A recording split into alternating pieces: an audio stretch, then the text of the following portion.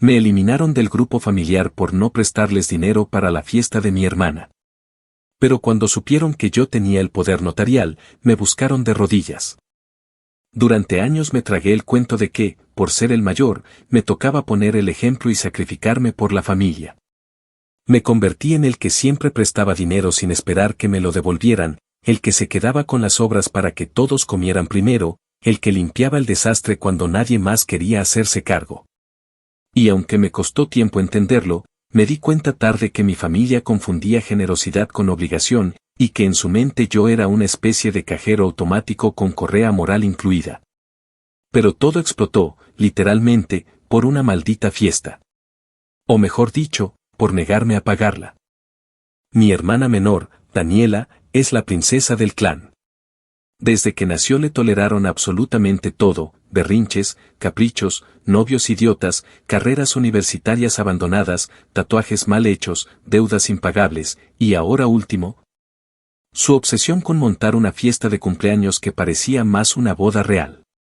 Estaba cumpliendo 24, y quería alquilar un salón en Pasadena, contratar un DJ de TikTok que supuestamente la iba a hacer viral y hacer un buffet estilo fusión que incluía sushi, tacos al pastor y macaroni and cheese con trufa. Cuando me contó la idea, pensé que estaba jodiendo. Pero no, hablaba completamente en serio. Y lo peor, mi mamá estaba de acuerdo.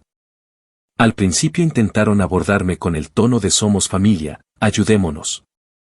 Mi mamá me llamó con ese tono meloso que usa cuando quiere manipularme y me dijo que estaba muy emocionada por lo que Daniela planeaba, que necesitaban apoyo económico y que todos iban a aportar. Cuando pregunté cuánto era aportar, soltó sin despeinarse que con $5,000 se resolvía lo más urgente. Me reí con incredulidad.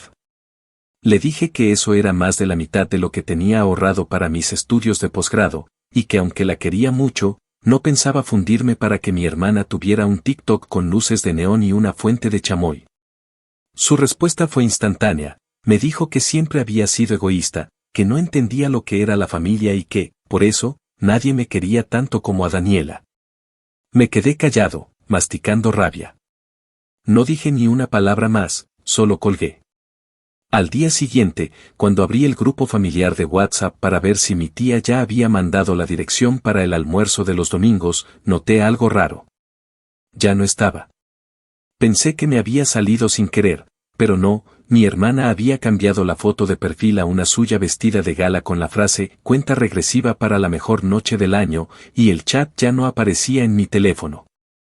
En su lugar, tenía un mensaje de mi primo menor que decía «Oye, creo que te sacaron por lo del dinero, jaja, están ardidos». No me reí. Me hervía la sangre. Ver cómo se organizaban en grupo para borrar mi presencia solo por negarme a pagar una maldita fiesta me dejó en shock. En cuestión de horas, pasé de ser el hermano responsable a ser el villano de la historia, el malparido que les falló. No sé qué fue más doloroso, si ver cómo me daban la espalda sin pensarlo 2 veces o darme cuenta de que ninguno alzó la voz para defenderme. Ni uno solo. Mis tíos, con los que compartí vacaciones, bautizos, funerales y navidades, se quedaron callados. Mi papá, que siempre me pedía ayuda para llenar sus formularios del VA porque no entendía inglés, no dijo ni pío. Y mis primos, que más de una vez se quedaron a dormir en mi casa cuando los botaban de la suya, actuaron como si yo nunca hubiera existido. Me tragué todo eso como si fuera ácido, pero no dije nada. No les rogué, no les reclamé, no volví a escribir. Cerré el chat, me desconecté del grupo de Facebook donde compartían recetas y chismes, y seguí con mi trabajo remoto en la empresa de atención al cliente en California. Pero algo dentro de mí se rompió esa semana. Algo que ya no se iba a arreglar con disculpas baratas ni con abrazos en falso. Esa fue la semana en la que decidí que no iba a seguir siendo el pendejo útil de la familia. Que si me habían querido sacar de su círculo, lo iban a lamentar. Y lo que ninguno de ellos sabía, ni mi hermana, ni mi madre, ni mis tíos, era que, por cosas de la vida, yo tenía un poder notarial completo firmado por mi papá desde hace 3 años. Justo cuando le dio el primer susto de salud y no confiaba en que nadie más supiera qué hacer con sus finanzas. Y con ese detalle, que todos convenientemente olvidaron, iba a empezar mi pequeña y meticulosa venganza. Porque si ellos habían decidido tratarme como basura, yo iba a convertirme en el basurero que devoraba sus privilegios. Actualización 1. 2 semanas después de que me sacaran del grupo familiar y me convirtieran en el enemigo número 1 por negarme a financiar el capricho de cumpleaños de Daniela, recibí una llamada inesperada. Era mi tía Gloria, la misma que durante años se jactó de ser la voz de la razón en la familia y que, curiosamente, también había guardado silencio absoluto cuando me echaron sin una palabra. Me sorprendió verla aparecer en la pantalla de mi celular. Dudé si contestar, pero algo en mí, quizá la curiosidad, quizá las ganas de escucharla tragarse su dignidad, me hizo deslizar el dedo y atender. Su voz sonaba forzada, como si intentara sonar casual pero le pesara cada palabra que soltaba. Me dijo que estaba llamando para felicitarme por ese pequeño ascenso en tu trabajo remoto, usando un tono condescendiente como si estuviera hablando de una pasantía escolar. Cuando en realidad yo había pasado a liderar un pequeño equipo de soporte técnico que manejaba clientes de varias empresas de software en la costa oeste. Respondí con un seco gracias, sabiendo que no me llamaba solo para eso. Efectivamente, no tardó ni un minuto en soltar la verdadera razón de su repentina amabilidad. Mi papá había sufrido un pequeño derrame cerebral.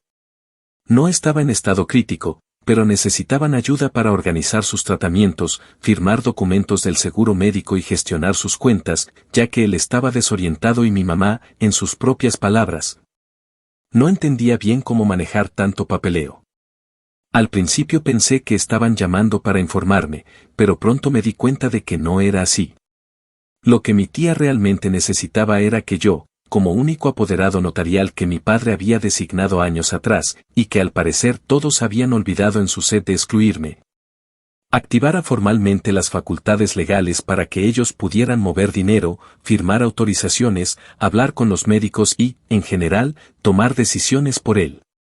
Me quedé en silencio unos segundos, dejando que la idea se asentara como una bomba de tiempo en medio de sus intenciones.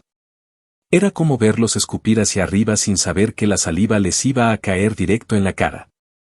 Se deshicieron de mí cuando no les convenía tenerme cerca, pero ahora que se enfrentaban a la posibilidad de no poder tocar un centavo sin mi firma, mágicamente volvía a ser útil. Ella intentó seguir la conversación como si no pasara nada. Me dijo que todos estábamos preocupados por mi papá, que la familia tenía que estar unida y que esperaban contar conmigo. Tuve que contener una carcajada. Me limité a decirle que esperaba que papá se recuperara pronto y que cualquier decisión que tomara estaría basada en su bienestar. No le prometí nada más. Colgué sin darle espacio a una despedida emocional, y me quedé con el celular en la mano mientras en mi cabeza todo se acomodaba como piezas de ajedrez cayendo en el lugar perfecto. Me senté frente a la computadora esa misma noche, revisé el documento del poder notarial que guardaba escaneado en mi nube personal, y confirmé lo que ya sabía: tenía control absoluto sobre las cuentas de mi papá.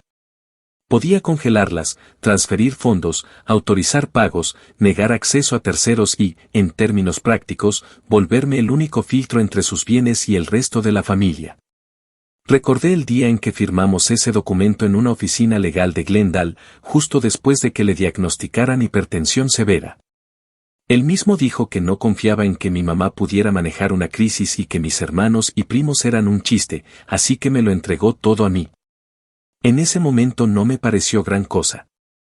Pero ahora, con ellos mordiendo el suelo, lo entendí todo. Esa firma, ese papel, era el arma que no sabía que tenía. No dormí bien esa noche, pero no por angustia. Dormí mal porque mi cerebro no dejaba de pensar en todas las formas en las que podía usar esto. No para joderlos porque sí, no para vengarme como si fuera una película barata. No. Lo que quería era algo más calculado, algo que les doliera sin que pudieran decir una sola palabra. Algo que les demostrara que jugar con la lealtad de alguien solo porque no te presta $5,000 malditos tenía consecuencias. Y que esta vez, no me iba a temblar la mano. Actualización 2. Una semana después, ya con el panorama más claro y habiendo confirmado por tercera vez con mi abogado que el poder notarial seguía vigente sin restricciones, decidí mover la primera ficha. No lo hice por impulso ni con el hígado caliente. Lo hice con la cabeza fría, sentado en mi escritorio con una taza de café fuerte, mientras revisaba punto por punto los accesos que me confería ese documento. Tenía el control total de la cuenta principal de mi papá, una cuenta conjunta donde él y mi madre solían manejar todo el dinero familiar, renta de la propiedad en Santa Mónica, pensión del BA, pequeños ahorros y pagos automatizados de los seguros. Lo más delicado de esa cuenta era que también servía de colchón para las compras impulsivas de mi hermana, quien en más de una ocasión había prestado dinero de ahí para pagar sus viajes, su celular nuevo o incluso un microblading de cejas que, según ella, era una inversión profesional porque iba a ser influencer de belleza. Ese mismo martes, a las 10:43 de la mañana, firmé digitalmente la orden para congelar temporalmente todos los movimientos de esa cuenta bajo la cláusula de administración por incapacidad médica. Fue como apretar un botón de emergencia sin decirle a nadie que estaba al mando. No pasaron ni 3 horas cuando recibí la primera llamada, era mi mamá. Su tono era una mezcla extraña entre urgencia y nerviosismo. Me dijo que estaba intentando pagar la segunda cuota del salón de fiestas y que el banco había rechazado la transacción. Que seguramente había un error, que algo raro pasaba con la cuenta y que, como yo era el único que entendía esas cosas de computadoras y trámites online, necesitaban que averiguara qué estaba pasando. Me limité a responder que era probable que el sistema del banco hubiera detectado una actividad sospechosa y, por precaución, estuviera limitando los movimientos.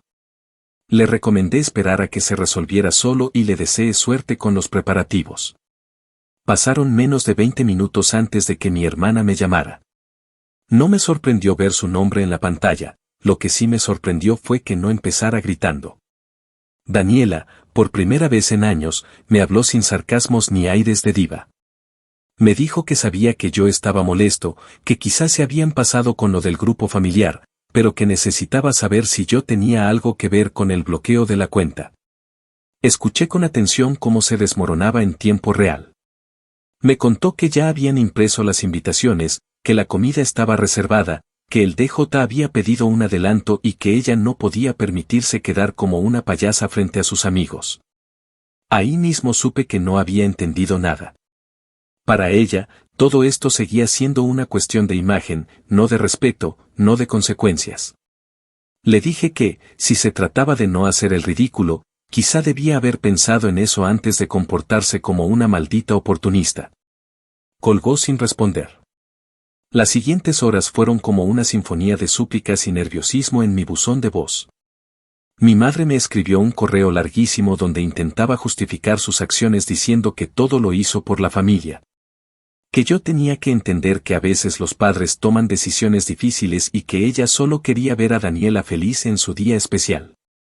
Me hablaba de la salud de mi papá como si fuera una moneda de cambio, recordándome que él siempre me quiso y que seguramente no aprobaría que lo tuviera secuestrado legalmente. La ironía era tan grotesca que no pude evitar reír.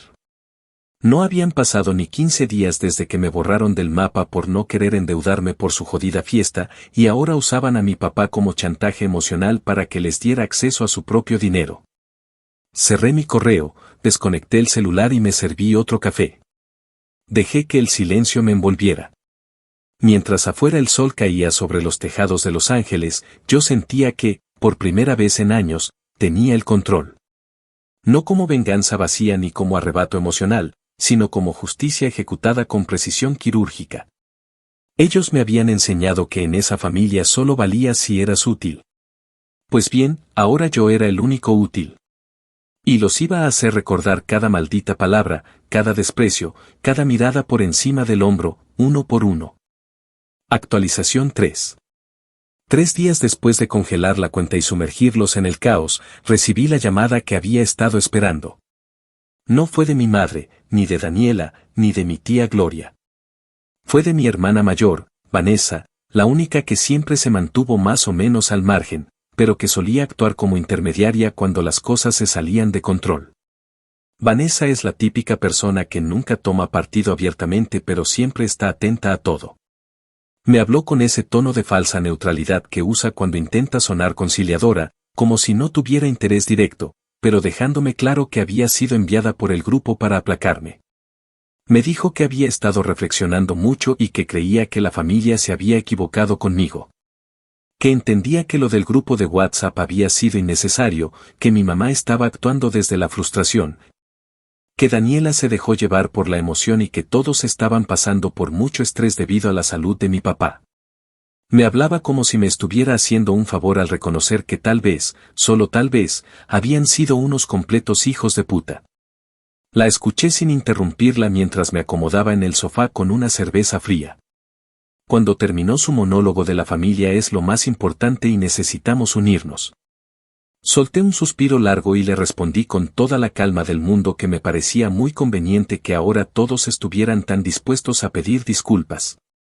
Le dije que no me molestaba que me sacaran del grupo o que me insultaran, lo que me jodía de verdad era que, para ellos, yo solo existía cuando necesitaban plata o favores. Que jamás se habían interesado en mi vida, en mis proyectos, en cómo pagaba la renta o si tenía días malos en el trabajo. Lo único que les importaba era que estuviera disponible para solucionarles el cagadero que ellos mismos se armaban. Vanessa no supo qué decir. Me pidió que pensara en nuestro papá, que él no tenía culpa de nada, que estaba sufriendo, y que por lo menos liberara parte del dinero para cubrir las medicinas y el transporte. En ese momento decidí no seguir jugando al tipo misterioso y le solté la verdad, que el dinero ya estaba disponible para cualquier necesidad médica de papá, pero únicamente bajo mi supervisión directa. Que yo ya había contactado a su médico, al hospital, al proveedor del seguro, y que todo lo esencial estaba cubierto. Que si ellos no podían tocar la cuenta era porque yo no estaba dispuesto a permitir que se desviara ni un solo dólar hacia sushi de lujo. Payasos con luces LED o DJS que se creen celebridades por tener 30.000 seguidores. Le dije que si realmente les importaba papá, podían hablar conmigo directamente, sin intentar chantajearme ni disfrazar su avaricia de preocupación. Lo que ocurrió después fue la señal inequívoca de que había ganado el primer asalto. Esa misma noche, el grupo familiar, ese del que me habían echado sin pestañear, volvió a tener mi nombre entre los contactos. No me metieron de nuevo de forma discreta. No. Daniela, con su estilo dramático de siempre, me envió una invitación con una nota que decía perdón por todo, de verdad me equivoqué, te extraño, hermanito. No respondí. Solo acepté la invitación y dejé el chat en silencio, sin comentar nada. Horas más tarde, comenzaron a llover los mensajes públicos dentro del grupo, mi tía diciendo que esperaba que pudiéramos sanar como familia. Mi madre enviando una imagen de la Virgen de Guadalupe con un texto de reconciliación, y hasta uno de mis primos, ese imbécil que siempre se burlaba de mí por ser el raro. Escribió que la familia unida siempre vence cualquier obstáculo. Me senté frente al celular y los leí todos sin responder. Los dejé pudrirse ahí. Luego envié un solo mensaje, corto y directo, yo también los extraño. Espero que esta vez sí sea sincero. Nada más. Ni una coma de afecto extra, ni una sonrisa, ni una palabra que les diera la satisfacción de pensar que ya todo estaba perdonado. Porque no lo estaba. Eso apenas era el principio. Ellos creían que yo estaba cediendo. Pero lo que no entendían, y nunca entenderían, era que yo no buscaba reconciliación. Yo estaba construyendo el escenario perfecto para que se tragaran cada una de las decisiones que habían tomado, pero con mi cara al frente, sin escapatoria. Ellos habían abierto la puerta de la traición. Yo solo me estaba asegurando de que, esta vez, nadie pudiera cerrarla. Actualización 4. Un mes después, cuando por fin llegó el día de la dichosa fiesta de Daniela, la familia entera estaba completamente transformada, pero no por una toma de conciencia ni por genuino arrepentimiento. Estaban transformados por el miedo, por la incomodidad de no saber si yo iba a hacer algo más, si iba a cortarles otra vía de acceso, si mi control sobre las cuentas de papá se iba a extender a otros aspectos de su vida. Y eso, precisamente, era lo que me interesaba provocar. No necesitaba gritar ni vengarme de forma escandalosa. Bastaba con dejarlos temblando con cada paso que diera, haciéndoles sentir que ahora el poder lo tenía yo, que esta vez no podían simplemente ignorarme, borrarme o reemplazarme.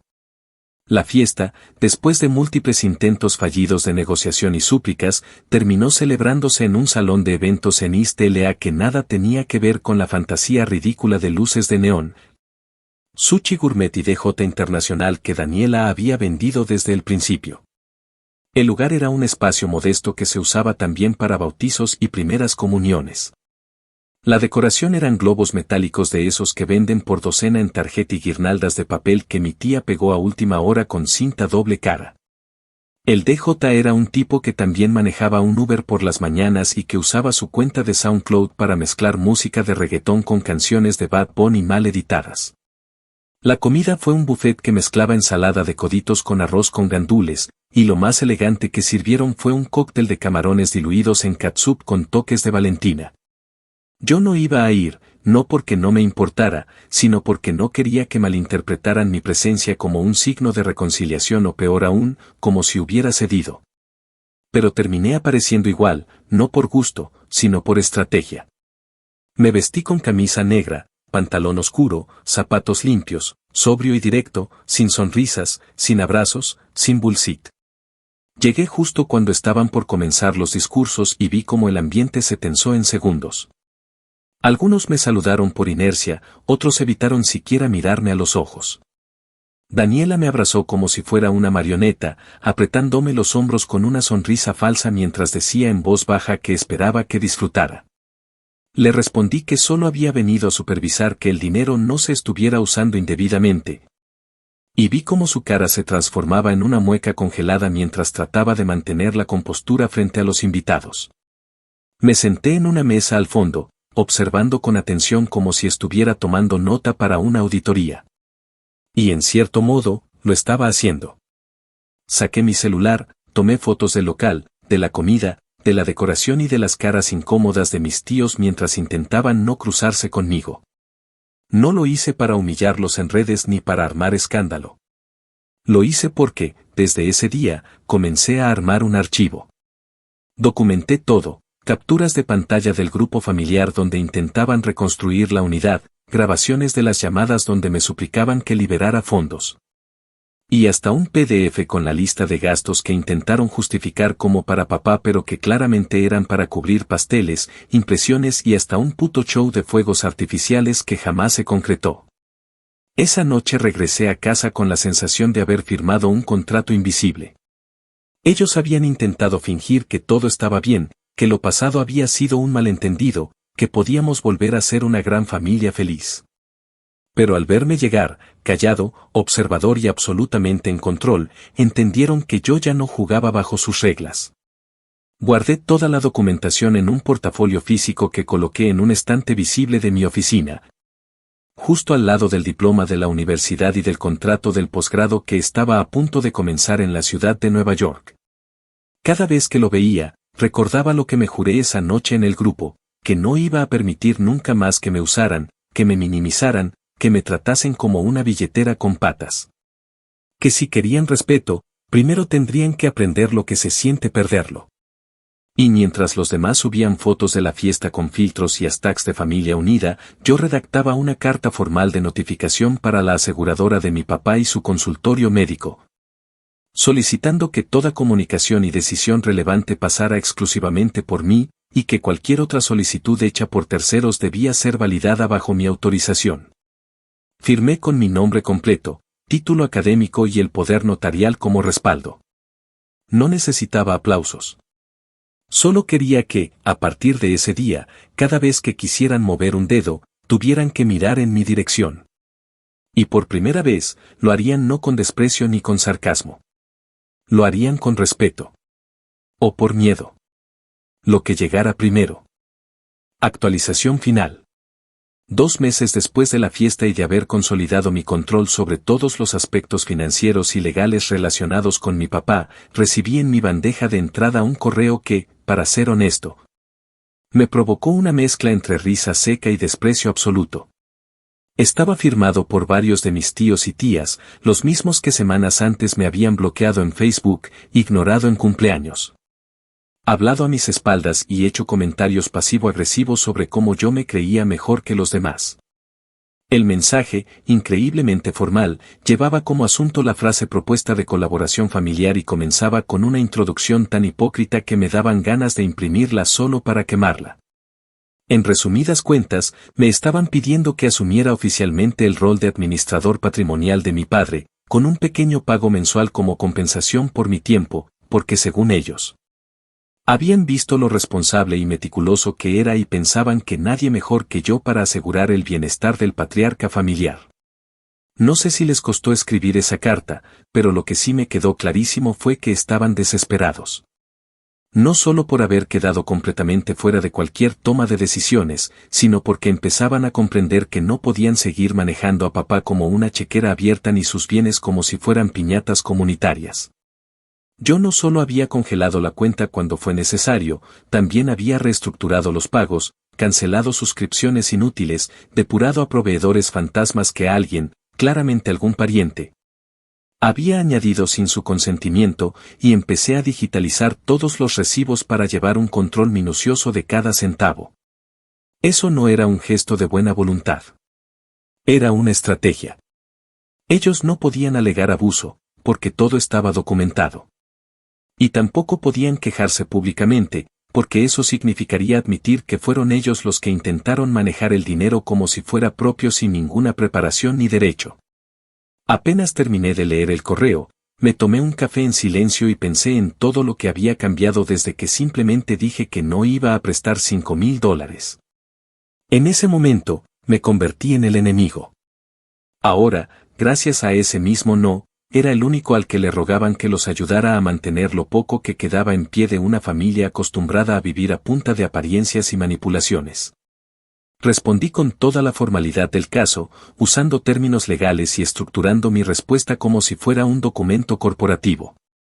Les agradecí por su confianza, les confirmé que, efectivamente, ya estaba cumpliendo esas funciones desde hacía semanas, sin que nadie me lo pidiera, y que a partir de ahora, todo lo relacionado con las decisiones financieras y médicas de mi padre debía ser canalizado únicamente a través de mí o de mi abogado.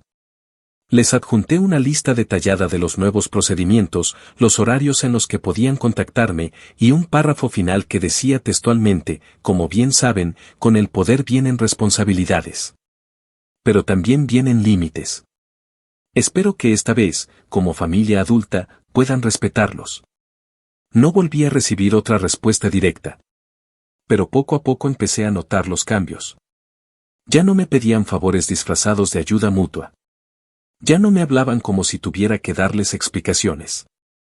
Las reuniones familiares se volvieron silenciosas cuando yo entraba a una sala, los primos que antes me empujaban bromas envenenadas ahora apenas me saludaban con un movimiento de cabeza, y hasta mi madre, que durante años se sintió con el derecho de opinar sobre cada decisión mía, me comenzó a llamar por mi nombre completo, como si quisiera marcar distancia entre su versión de mí y la que tenía ahora al frente. Y esa distancia, honestamente, me supo deliciosa. No busqué reconciliación. No fui tras una venganza escandalosa. Solo dejé que ellos mismos cavaran su hoyo mientras yo tomaba el control de la pala. Me eliminaron del grupo familiar como si fuera basura solo porque decidí cuidar mis propios planes en lugar de pagarles un capricho.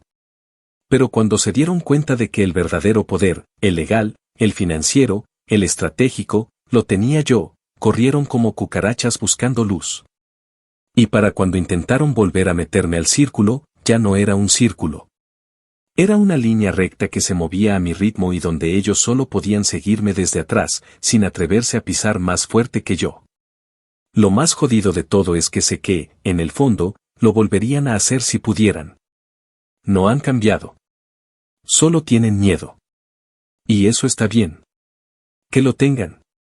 Porque ahora saben que la próxima vez que decidan excluirme, podrían perder mucho más que un grupo de WhatsApp. Podrían perder el único puente que los mantiene conectados con la realidad. Y ese puente, les guste o no, tiene mi nombre grabado en el cemento.